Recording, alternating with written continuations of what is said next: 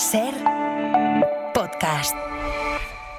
Buenas noches. ¿Qué seudónimo quieres que utilicemos al principio de la conversación? Pues a mí me gusta mucho el sinónimo Freda Astaire. Freda con dos Ds, Freda Astaire, como las escaleras en inglés. Vale. Que juntos se lee Freda Astaire. Freda Astaire, vale. Bueno, arrancamos en la orilla del mar, nos vamos a despedir luego en un faro y siempre os pregunto por vuestra relación con el mar. ¿Cuál es la tuya? Uy, pues siempre he tenido una relación de amor y respeto, a partes iguales. Me fascina el mar, siempre me ha parecido hipnótico, pero al mismo tiempo, nadar perrito y poco más. Nado fatal y me ahogo enseguida. Tengo una capacidad pulmonar de un preescolar, con lo cual yo prefiero siempre tocar pie, si puedo. ¿Y las vacaciones de pequeña las pasabais en el mar, en la montaña, en un camping? ¿Dónde? Pues sí, yo he sido de mar, pero claro, he sido de mar menor. Entonces es mar, pero, o sea, como dicen allí, hay un dicho que dice que para ahogarte te tiene que dar flato, porque claro, haces pie mucho tiempo. Que ibais a la casa de tu abuela. Efectivamente, ahí veraneábamos con mi abuela. Así que, ¿qué recuerdo tienes de esos veranos? Pues muchos, la verdad, y muy buenos. Y pues mira, uno que me ha venido ahora a la cabeza es que desde la terraza de mi abuela veía poner el sol, lo cual era todo un lujo y se ponía así sobre todo el pueblo. Y una vez mi tío Nacho, que veraneábamos todos allí en Comanda, me habló del rayo verde, de Julio Verne. Y entonces, claro, que justo en el último momento, cuando se va a poner el sol, si tienes suerte, puedes ver que sale un rayo verde del sol. Y yo creo que parte de la miopía que tengo tirarme viendo un montón de amaneceres día tras día diciendo yo voy a ver ese rayo verde. Buscando el rayo verde, buscando ese rayo verde. Efectivamente. ¿Tú eras lectora de pequeña? Pues sí, la verdad es que sí. Siempre me ha gustado mucho leer y además en mi casa se inculcaba mucho la lectura. Y uno de mis libros de cabecera que me sigue fascinando y que estoy deseando que mi hija lo pueda leer pronto es Matilda, de Roald Dahl. Ah, sí. Con aquellas ilustraciones míticas de Quentin Blake, que me encanta como dibuja, que tiene una forma como tan sintética y además tan maravillosa de dibujar a los niños. Bueno, te voy a hacer una pregunta que igual te sorprende, pero tiene su porqué. ¿Tú te acuerdas del día de tu comunión? Hombre, qué remedio, sí, es un trauma, es un traguito por el que pasamos muchas. ¿Por qué? Hombre, casi nadie cuando hace la comunión está en su mejor momento. Es ese momento preadolescente donde ya has empezado como a crecer, pero no te ha crecido todo a la vez. Y van en ese momento y te visten como de parte de arriba de una tarta de boda.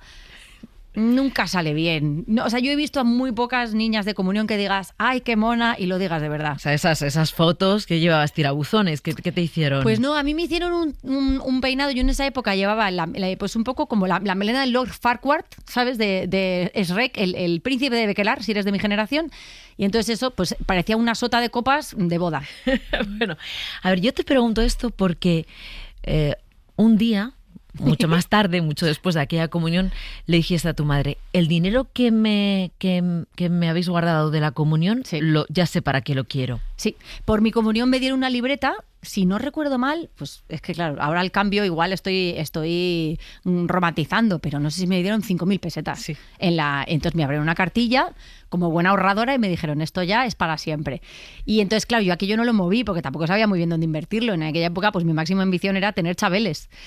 Y entonces tuve una revelación, una gran anagnórisis vital, y es que fui a ver una obra de teatro que iba a ver compulsivamente, que se llamaba El Casamiento, que se hacía en el Teatro de Cámara de Madrid, que ya no existe como tal, ahora tiene otro nombre, y me flipaba la obra. Y en una de esas, pues mi amiga, que era hija del dueño del teatro, fue al camerino, entonces yo al seguirla atravesé el escenario, el camerino estaba en la chácena, que es la parte de atrás del telón de fondo.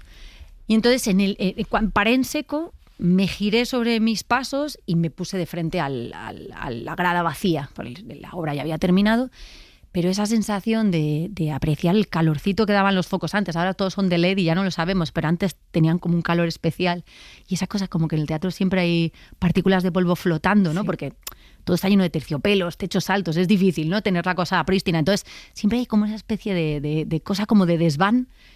Y me vi ahí en medio y tuve una revelación y dije, aquí es donde yo me quiero pasar el resto de mi vida. O sea, patio de butacas vacío, ¿no? Porque la obra ya había terminado. Exacto, ya hacía tiempo que se había vaciado la sala y yo estaba con mi amiga. Claro, es sorprendente porque aquí que he entrevistado a mucha gente, muchos lo tienen, el primer aplauso. Sí. O entre bambalinas viendo actuar a no sé quién.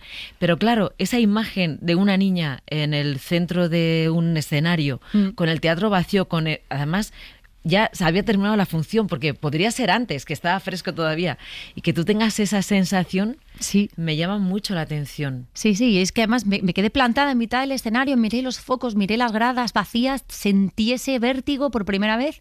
Y cuando volví a casa le dije a mi madre, el dinero de la comunión lo quiero para un curso de teatro. Sí. Claro, mi madre me dijo, venga hombre, vete a duchar, déjate de chorradas. Nunca me lo gasté en eso, pero le di tanto la vara que años después... Aunque si te digo la verdad, a mí lo que verdaderamente me sorprende es que tuvieras una amiga cuyo padre tenía un teatro. Sí, la verdad Eso es que sí que me deja alucinada. Fue una casualidad absoluta y fue una suerte. Íbamos juntas al mismo cole, se llama Alexandra, y su padre es Ángel Gutiérrez, vamos, él era el dueño del teatro de cámara y era un profesor de teatro estupendo y además, claro, traía un poco la tradición del teatro ruso a Madrid. Vale. ¿Cuándo haces tu primer curso de interpretación? Porque tu madre te dijo que no, que el dinero de la comunión no. Claro, que ni se me ocurriera. Y entonces lo que yo hice fue ir a la clase gratuita que ofrecía precisamente Ángel Gutiérrez de prueba. Claro, todo el mundo eran adultos y yo era la única cría que estaba por allí en medio. Me trataron con mucha amabilidad y con mucho cariño, pero al día siguiente ya no podía pagar el curso y no volví.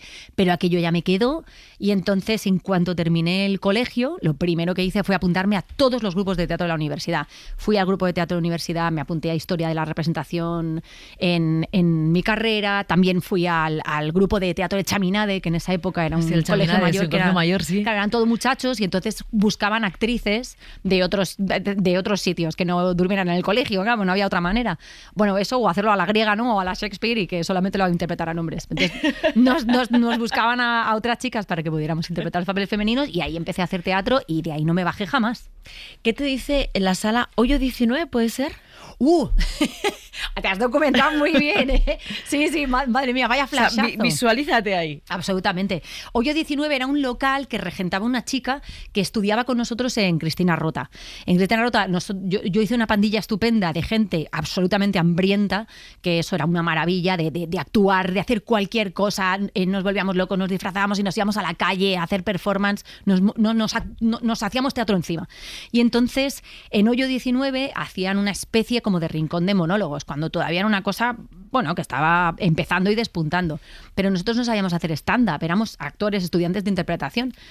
Así que lo que hacíamos era que cogíamos los personajes que hacíamos en la obra de la Catarsis del Tomatazo, que era la que se hacía los fines de semana en la Mirador, nos los llevábamos allá a Hoyo 19 y hacíamos monólogos con ellos. Pues no sabíamos hacer monólogos de nosotros mismos. Entonces nos disfrazábamos en el baño de la discoteca Hoyo 19.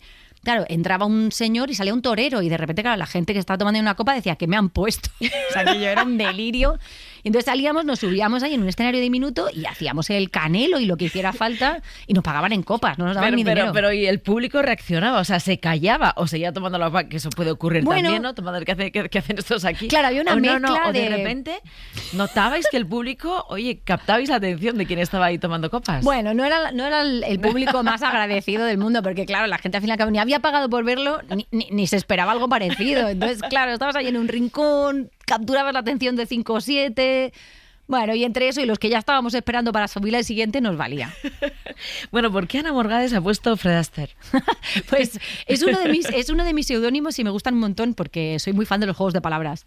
Y además, claro, Fred Astaire ya es un nombre que por lo que sea os sonará. Y me gusta mucho convertir un nombre que ya existe en otro nombre. Entonces podría ser un nombre de un artista. Freda. ¿Hay un personaje que tú tienes en tu cabeza que se llama así, Fred Astaire? Algunas, por ejemplo, cuando he escrito algunas cosas sí que lo utilizo como seudónimo para escribir, por ejemplo. Ajá. Pero lo que pasa es que, o sea, yo tengo mucho pudor y nunca he publicado nada más allá de algunos artículos en algún diario y tal. Nunca he publicado ninguna novela ni tengo ningún libro porque me da muchísimo respeto. Pero me fascina escribir y cuando escribo, muchas de las cosas que hago las firmo con ese seudónimo. Ana, ¿cuándo fue, si es que llegó ese momento, cuando tú te diste cuenta de que solo ibas a dedicarte a la interpretación? En sus versiones, improvisación, monólogo, teatro, imitaciones. ¿Y cuándo en casa lo dijiste? O sea, no sé si lo dijiste en casa, si tus padres te entendieron, si dijeron menudo camino o todo bien. Sí, yo desde que aquel día en Teatro de Cámara en adelante estuve dando la tabarra cosa mala con el tema. Lo que pasa es que, claro, al principio mis padres me decían, bueno, termina el colegio y ya vemos. Después de terminar el colegio yo me apunté a todos los cursos de teatro del colegio, yo estaba en las horas de teatro de todos los años, hacía cualquier personaje que me diera, me parecía todo bien. Cuando entré en la universidad quería entrar en la RESAD y mis padres me dijeron, bueno, vamos a estudiar una carrera y luego vamos viendo. Entonces, mientras yo estudiaba comunicación y audiovisual, yo iba por la tarde y por las noches y los fines de semana me apuntaba, o sea, hacía trabajos precarios por las noches para los fines de semana apuntarme a cursos de teatro con lo que ganaba por ahí. Entonces ya, después de estar un tiempo trampeando así, mi madre me sentó en la cocina y me dijo, a ver, tú te quieres dedicar a esto, ¿no? Ya está, ya no te puedo persuadir, no te puedo disuadir, ¿no? No puedo convencerte para que hagas otra cosa. Pues ya está, dime una escuela buena donde se pueda estudiar. Entonces yo le dije, Cristina Rota, tenía varios compañeros que estaban allí y me dijo, pues ya está, dime cuánto cuesta y mientras no dejes la carrera, yo te lo voy a pagar. Pero ¿no te emocionó esa conversación? Infinitamente. Y además, claro, años después yo le confesaba a mi madre que no volvía a pisar la universidad ni a tiros. Me pasé un montón de años repitiendo asignaturas, porque claro, me fascinaba ir a Cristina Rota y me pasaba allí mañana y tarde. Y de hecho, durante mucho tiempo, yo había dicho en mi casa que estaba licenciada y no lo estaba en absoluto, y iba ahí de extranjis a la universidad a intentar sacarme los créditos que me faltaban. ¿Y no sentías un poco de culpa de decir a tus padres, no, voy fenomenal, sí, esto lo estoy sacando? Hubo un año que les metía una trola, porque los 3 primeros años sí que los saqué a curso por año, pero en cuanto me apunté a la Rota, cuarto y quinto fue un despelote. En mi época eran 5 años, comunicación audiovisual. Entonces, cuarto y quinto me los saqué en 4 años más. El primer año ya vi que iba como el culo, el segundo vi que no remontaba aquello, entonces les metí un trolón y les dije, no, ya he aprobado toda la parte teórica, ya me quedan las prácticas, como si fuera el examen de conducir. Y yo no sé cómo aquello coló, y mi madre dijo, bueno, vale, si te quedan las prácticas, entonces coló un año más. Pero no saqué todo lo que me faltaba 1 curso y medio todavía. Entonces ya el último curso me dio vergüenza y dije, no, ya me he licenciado, mamá. Y entonces seguí encadenando trabajos precarios para pagar las matrículas, que además ya valían un 600, claro, porque ya había suspendido 50 veces o no me había presentado y me iba pasando convocatorias. Sí. Pero ya las que me faltaban, el 8º año me lo sufragué yo, desde la vergüenza total, vamos. No se estarán enterando ahora, ¿no? Tus padres. Yo creo que en alguna cena de Navidad lo he confesado. De esto que ya estás con los mazapanes y dices, mira, no puedo más con esta culpa, tengo que sacarlo. También me ha llamado mucho la atención saber ¿cómo te das cuenta tú de que tienes un don para la comedia? Porque en las clases de Cristina Rota has contado que, por ejemplo, os decían, tenéis que sacar, imagínate, vuestras emociones, sí, vuestra parte interior, y que tú sacabas cosas que para ti eran muy dramáticas y te das cuenta de que el público se reía. Sí, mis compañeros, claro, hacíamos monólogos basados en vivencias personales y tenías que contar momentos complicados de tu vida, ¿no? Podías elegir la gravedad y lo que querías contar, pero se supone que la idea era comprometerte con tu propia verdad, ¿no? Entonces yo contaba momentos que me parecían horribles, que me había perdido de pequeña en una zapatería, tal, y de repente yo me daba cuenta que mis propios compañeros hacían... Y, claro, no me querían faltar al respeto, pero les daba la risa. Y dije, me cago en la mierda, si estoy haciendo hasta mi pesar, pues voy a empezar a hacerlo a propósito y ya está. Y entonces empecé a dedicarme a la comedia porque vi que realmente era una cosa que es que me salía incluso sin querer. Luego además tú has vivido una etapa, Ana Morgade, junto a otros cómicos y cómicas, que es verdad que os ha permitido ir empalmando un trabajo detrás de otro. Total. En la televisión, en la radio, en las salas. O sea, ese momento sí que es como que te subiste a ese tren, ¿no? Sí, yo he tenido muchísima suerte y siempre lo digo. Es verdad que después de la suerte hay que afianzar las oportunidades con talento, porque no hay que ser tampoco como ingrato con uno mismo, ¿no? Y decir, joder, esto me lo he ganado. Pero es cierto que tengo muchos compañeros que tienen un talento espectacular y que no han tenido la misma trayectoria que la mía y se la merecían exactamente igual. Trabajo a día de hoy con muchos compañeros y compañeras con los que he compartido estudios y con los que llevo trabajando más de 20 años en el teatro, que todavía están meses a 2 velas y están angustiados y están esperando a ver si sale una animación o un curso o una formación para poder pagar las facturas. Que eso es una cosa que por suerte a mí hace mucho que no me preocupa. Y es que eso es un privilegio, vamos, un privilegio inmenso. Y más ganándolo haciendo lo que te gusta. Vale, porque ahora cuando tú acabas, ahora estás con Mentes Peligrosas, sí, pero da igual, también has hecho Tu cara me suena, un montón de programas, Buena Fuente, tu propio espectáculo. O sea, sí que has ido, pues eso, uniendo un trabajo tras otro. ¿Tú nunca has tenido sensación del vacío? Bueno, sí. Vale, que, ahora cuando acabe esto... Sí que ha estado. Yo recuerdo cuando yo terminé, por ejemplo, en Buena Fuente... Justo después, cuando Buenafuente terminó en la etapa, en la sexta, donde el programa se llamaba Buenafuente tal cual, a mí me llamaba todo el mundo. Me llamaron para hacer como, 10 programas, 15 programas. Todo el mundo quería trabajar conmigo porque era un programa que tenía muy buena reputación, claro. Y después elegí un par de proyectos, ninguno de los dos tiró para adelante y de ahí el teléfono murió y yo me pasé 1 año y medio sin trabajar en nada de televisión y pensando, bueno, pues he llegado hasta aquí, he tenido mucha suerte, esta ha sido mi etapa televisiva, hasta luego, Mari Carmen. O sea, llegaste a pensar que no te llamarían nunca más. Después de 1 año y medio sin sonar el teléfono, llegó un momento pensarías, en que vale, ya. me fui al INEM, claro, porque no curraba en nada, me salían... lo que sí he hecho siempre, y creo que es una cosa que ha sido un acto de inteligencia y que me parece que lo he hecho muy bien, es que nunca he dejado de trabajar con la gente con la que llevo trabajando toda mi vida. Por ejemplo, con Impro Madrid, que ahora hacen 25 años, estamos en el Teatro Infanta Isabel y llevo trabajando con ellos desde que tengo 17. Y si puedo, no les digo que no a ningún proyecto. Y cuando es que no, es porque no tengo tiempo para hacerlo. Pero ¿qué pasa? Que cuando he estado en momentos donde tenía un montón de curro, me han esperado. Y cuando he estado en momentos donde no tenía ningún curro, me han dicho, ya era hora, vete para acá. Y he seguido trabajando. Una de las cosas que es una gran ventaja de las tablas y que a mí me fascina es que no es como ser técnico de laboratorio o, no sé, de trabajar en un taller mecánico. No necesitas nada más que gente que te mire. Luego, la cantidad de gente que te mire y la cantidad de dinero que tengas para escenografía, vestuario, equipo, es otro tema. Pero en realidad el teatro se puede hacer desde la absoluta precariedad. No es lo ideal y desde luego eso no te paga las facturas, pero nunca dejas de trabajar si tienes como muy buena base y muy buenos amigos y muy buenas compañías que siempre quieran trabajar contigo. Y eso también es otro lujo que hay que regar. Háblame de Mentes Peligrosas, que es una reunión de antiguos alumnos, ¿no? Sí, vale. de la comedia y de la vida, vamos. Sí. Vale, cuéntame qué hacéis en el escenario, cómo reacciona el público. Yo sé que no estáis siempre los mismos, sí. Vais cambiando unos cuantos actores y cómicos. Entonces cuéntame de dónde surge la idea, cómo reacciona la gente al veros y en qué consiste Mentes Peligrosas. Pues mira, Mara, Mentes Peligrosas es una genialidad que ha hecho Etiqueta Negra, que es una productora estupenda que lleva muchísimos años haciendo teatro y lo hace súper bien. Que claro, ellos han trabajado por separado con un montón de cómicos y cómicas de este país. Y un día, creo que también partió un poco del EMU, que es el Encuentro Mundial del Humorismo de A Coruña, que es fantástico, y Piedrahita también está ahí metido. Claro, hablando con Etiqueta Negra, dijeron, qué rabia, porque nos gustáis todos, pero nunca podéis estar todos a la vez en el mismo escenario.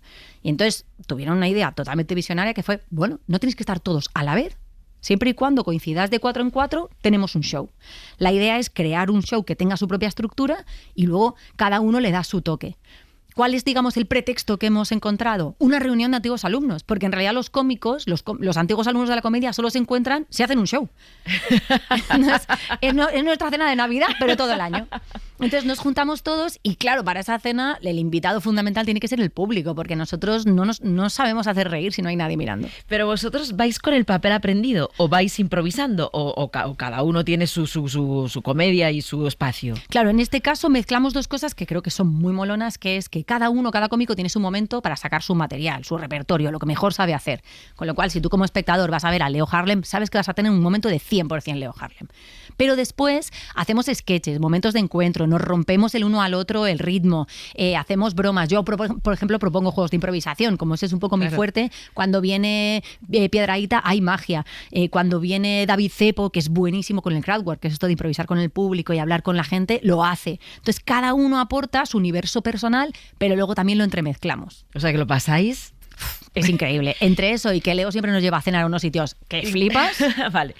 ¿No quieres hacer drama sobre el teatro? O sea, sí. un dramón. A mí me gusta mucho también hacer drama. Es verdad que, claro, es más difícil que me llamen para eso porque de alguna manera somos un montón. Entonces, inconscientemente, tanto el público como programadores o castinistas te colocan en un cajón y saben que tú ahí vas a dar buen resultado. Y tampoco están para arriesgar, porque muchas veces las producciones tienen el ritmo que tienen y las expectativas que tienen, se pone mucho dinero y la gente quiere ir sobre seguro. Yo eso lo entiendo. Pero en algún momento he hecho drama sobre el escenario. Hice, por ejemplo, unas Criadas de Genet muy jugadas, que es una obra que es un dramote, y lo disfruté muchísimo. Y la gente que vino a verlo justo me decía, es que yo no sabía que sabías hacer drama. La verdad es que casi todos los actores que son muy graciosos son muy buenos cuando se ponen serios. No pasa lo mismo al revés. Hay muchos actores dramáticos que son fantásticos que se aterran ante la comedia. Por eso muchas veces en las entregas de premio a los comediantes nos da mucha rabia que la gente considere que la comedia es un arte menor, porque precisamente a los cómicos no les da miedo el drama, pero a muchos dramáticos les da miedo la comedia.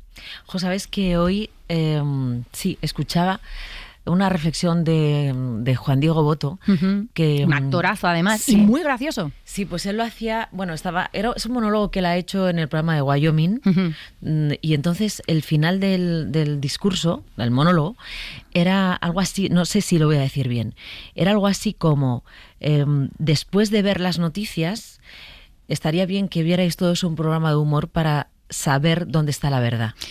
Bueno, es que muchas veces yo creo que esto es una cosa que es un fenómeno muy curioso, ¿no? Y es que muchas veces nos enteramos mejor de lo que ha pasado cuando escuchamos a los bufones que cuando escuchamos al rey. Lo que pasa es que luego nos enfadamos con el bufón y nos olvidamos de que es el rey el que pone las normas, que si matas al bufón, el reino no se va a acabar. Entonces hay que enfadarse con la gente adecuada. Muchas veces, ¿no? Mucha gente dice, vamos, es que el Wyoming, porque el Wyoming, si es que el Wyoming no pincha ni corta cuando viene la hora de la verdad. Enfádate con el Congreso de los Diputados, no con el Wyoming que te está contando lo que pasa dentro. Y te parece que el humor es una buena herramienta, ¿no? Siempre. En los tiempos que corren, quizá más. Para todo. Donde es tan difícil encontrar dónde nos la quieren colar. Es que porque, muchas bueno, veces... si tú estás viendo humor, tú ya estás predispuesto, ¿no? A disfrutar. Es que para mí la comedia es entrar llamando y por favor. De alguna manera la comedia suaviza mucho cualquier discurso, aunque parezca mentira. Lo que pasa es que lo puedes elegir para hablar de cosas muy mundanas o lo puedes elegir para intentar cambiar el mundo. En realidad... Esto es como todo, es como si eliges la canción, ¿no? Hay gente que canta y canta a cosas cotidianas y no le pone profundidad porque le apetece estar en ese modo como ligerito y festivo, y gente que utiliza la canción, pues la canción protesta, ¿no? Sin ir más lejos, para contar grandes verdades y denunciar grandes horrores. No hay ninguno que sea más música que otro, ¿no? Y con el humor pasa algo parecido. Tú puedes utilizar el humor para lo que quieras y luego el compromiso que tú tengas tiene que ver con lo que te mueras por contar.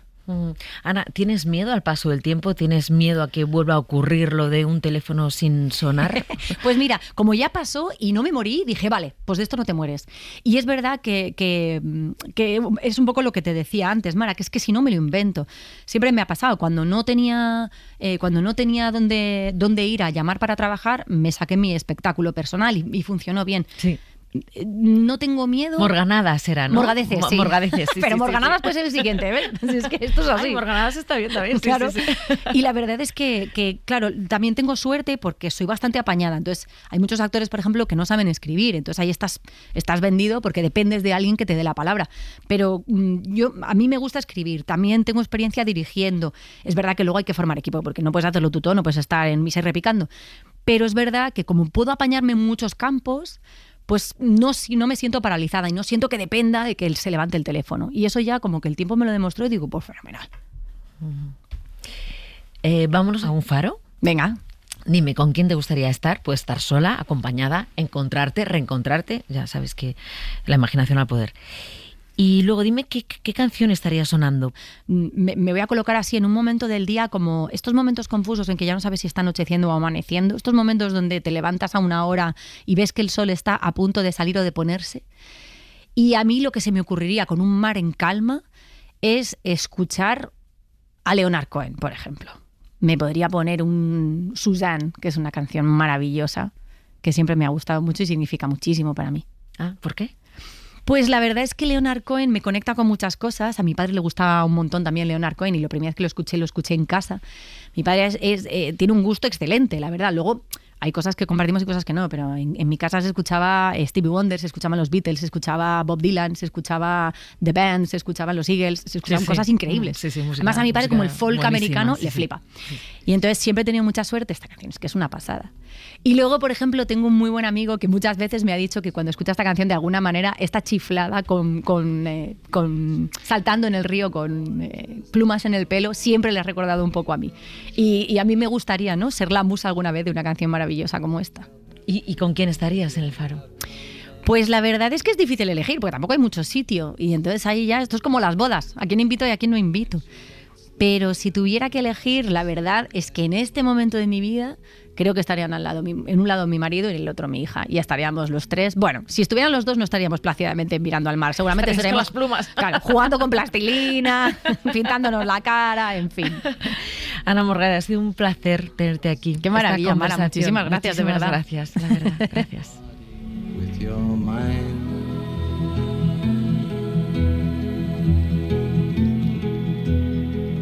And Jesus was a sailor when he walked upon the water, and he spent a long time watching from his lonely wooden tower. And when he knew for certain only drowning men could see him, he said, all men will be sailors then until the sea shall free them. But he himself was broken long before the sky would open, forsaken, almost human, he sank beneath your wisdom like a stone.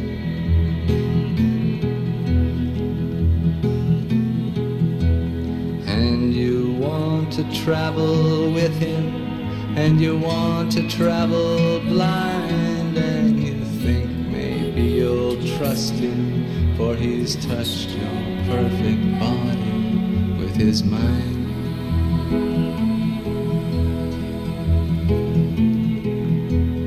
Now Suzanne takes your hand and she leads you to the river.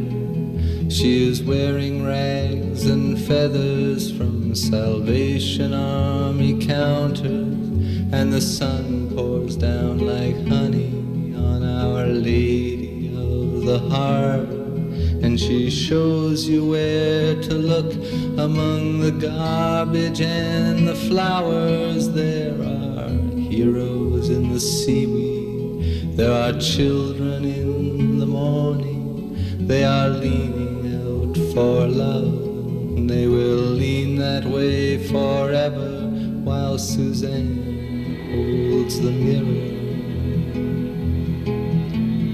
And you want to travel with her, and you want to travel blind, and you know you can trust her, for she's touched your perfect body with her mind.